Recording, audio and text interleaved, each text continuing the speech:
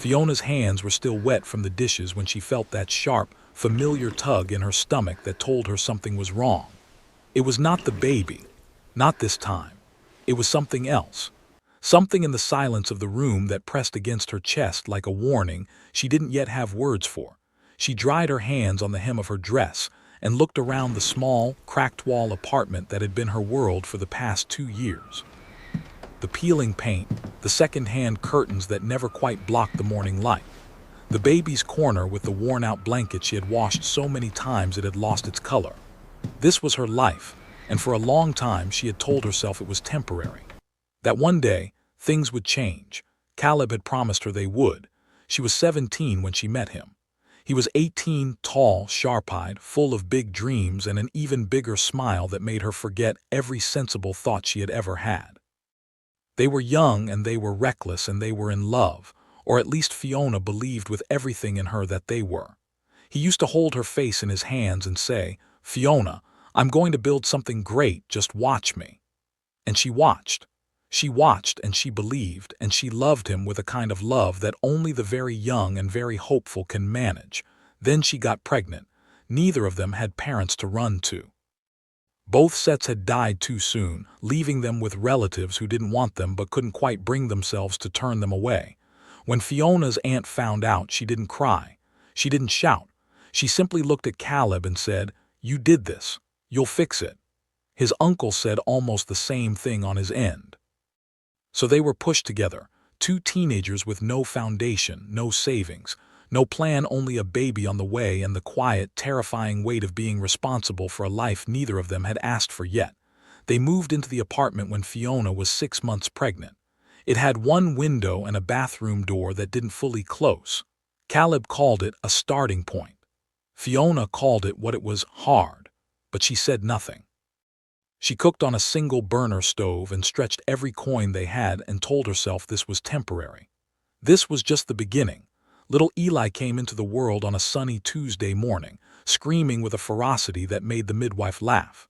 Fiona cried, not from pain, but from looking at this tiny face and knowing that everything she did from that moment forward had to be for him. Caleb held the baby for a while. He smiled and said, "He looks like me." Then he went back to school. That was how it was. Caleb was studying engineering at the state university, and everyone, the relatives, the neighbors, even Fiona herself, agreed that his education was the priority. "Let him finish," her aunt had said.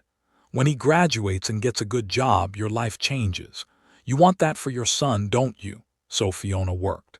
She washed clothes for people in the neighborhood. She sold small provisions from a tray she carried on her head to the bus stop in the early mornings. She breastfed Eli in between, rocked him to sleep on her back while she scrubbed floors, and came home in the evenings to cook for a man who was exhausted from studying. She didn't complain. Or rather, she tried not to. But there were nights, long, quiet nights after the baby finally slept, and Caleb was bent over his textbooks when she would sit on the edge of the bed and press her hands to her face and breathe slowly. In and out, just to keep herself together. "How was your day?" she asked him one evening. "Stressful," he said without looking up. "I have exams next week and I'm nowhere near ready." "Carried water from the neighbor's tap today because ours got cut off," she said quietly. "Twice with Eli on my back." He looked up then. Something flashed across his face, guilt maybe, or something close to it. "I know it's hard, Fiona, I see what you do, but just let me finish this. When I graduate, everything changes, I swear to you. Everything changes." She nodded. She always nodded. Lee was just over 1 year old when Fiona found out she was pregnant again. She sat on the floor of the bathroom for a long time after she saw the result, just staring at the wall. She was 19 years old. She had barely slept a full night in 12 months. Her hands were rough and dry from washing and working, and now this, when she told Caleb, his face did something complicated. His jaw tightened. He set down his pen very carefully. "Are you sure?" "Sure, Fiona, I know," she said. "I know." There was a long silence between them. Then he exhaled and rubbed his face and said, okay, we'll figure it out." But the way he said it, like a man solving a math problem he hadn't prepared for, made something tighten in Fiona's chest that she couldn't name and didn't dare examine too closely. The second pregnancy was the hardest season of her life. She was tired in a way that went beyond the body. She was tired in her soul. Her feet swelled. Her back ached. But she kept working because the rent didn't care that she was 8 months pregnant. The landlord did not accept excuses, and Eli still needed to eat, and Caleb also needed money for school. People in the neighborhood watched her sometimes with a mixture of pity and something else, something that looked uncomfortably like judgment. She could see it in their eyes when she walked past with her heavy belly and her tray and little Eli toddling behind her. She held her head up anyway. She had no other choice. Caleb, to his credit, was in his final semester. She could see the pressure on him, and despite everything, she wanted him to succeed. She wanted it almost as fiercely as she wanted her own relief, because every time she imagined him graduating, cap and gown, certificate in hand, she imagined the end of this chapter, the end of barely surviving. Then the letter came. Caleb burst through the door one evening waving an envelope like a man who had just won a war. Fiona. Fiona, come and see this. She was sitting with Eli, feeding him the last of the rice. She looked up startled. What happened? I got it. His voice broke in the middle of the words. The Meridian Engineering Company, they wrote to me. They want me to start the salary, Fiona. You have to see this number. He put the letter in her hands. She read it slowly, her eyes going wide, then going wet. The salary figure blurred in front of her because she was crying before she even finished reading. Good crying, the kind she had been waiting 2 years to do. Caleb. I told you, he whispered, kneeling in front of her, taking her face in both his hands exactly the way he used to when they were younger. I told you it would happen. Didn't I tell you? You told me, she said, laughing through the tears. No more of this, he said firmly. His eyes red and sincere. No more suffering. For you, for Eli, for the baby coming. We're done with this life. We're starting over. That night they celebrated.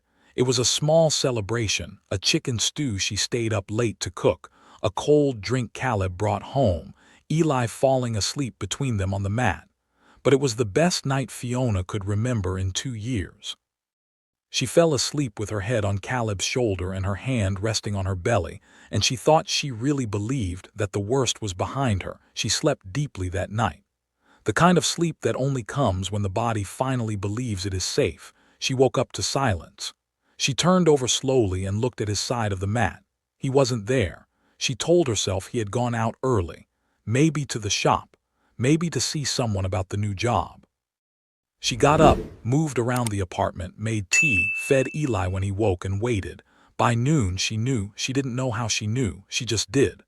The way a person knows when the weather is about to turn dangerous, something in the air, something in the quality of the light. She checked the corner where he kept his bag. It was gone. She checked the small box under the mat where they kept important documents. His certificates were gone. His ID was gone.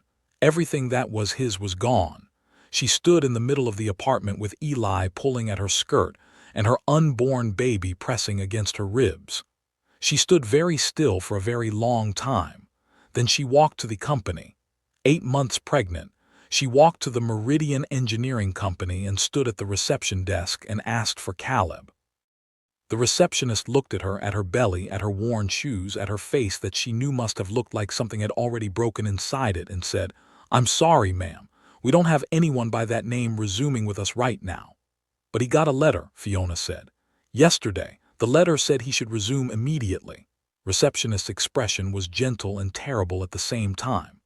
"I'm sorry," she said again. Fiona walked home. She didn't cry on the way back. She couldn't.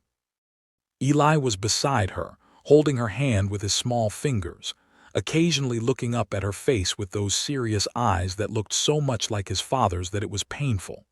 She squeezed his hand and kept walking. The weeks that followed were the kind that age a person beyond their years.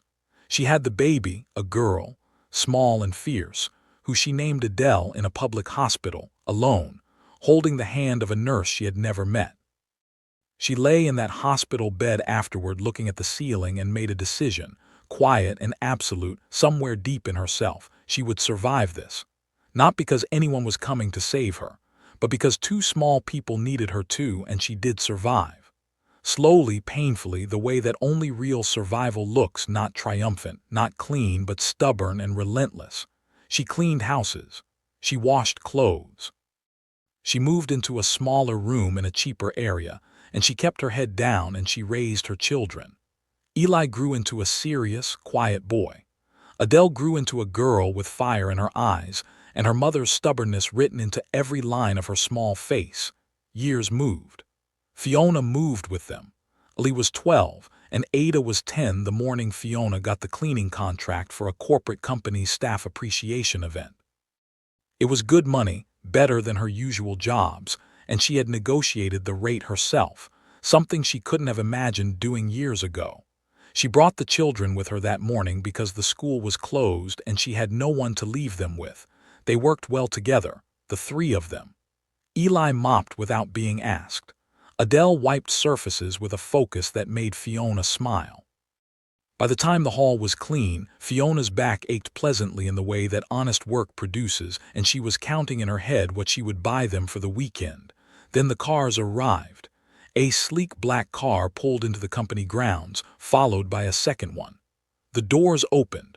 People in fine clothes stepped out.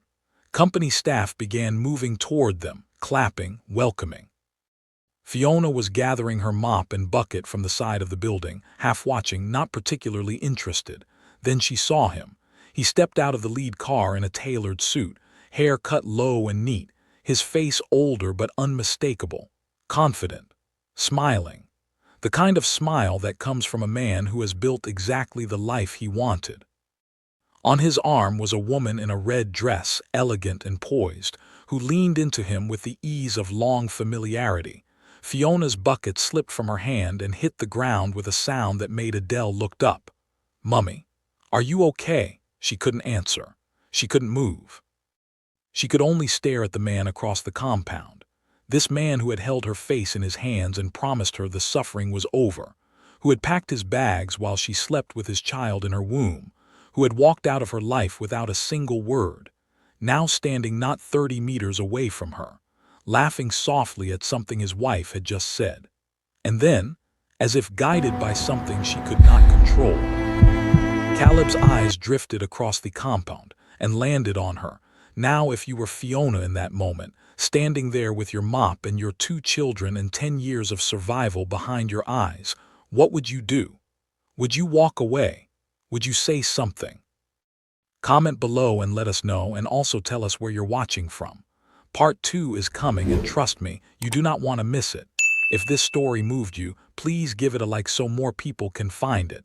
Subscribe to this channel if you haven't already, and hit that notification bell so you're the first to know when Part 2 drops. We're not done with Fiona's story, not even close. Stay tuned.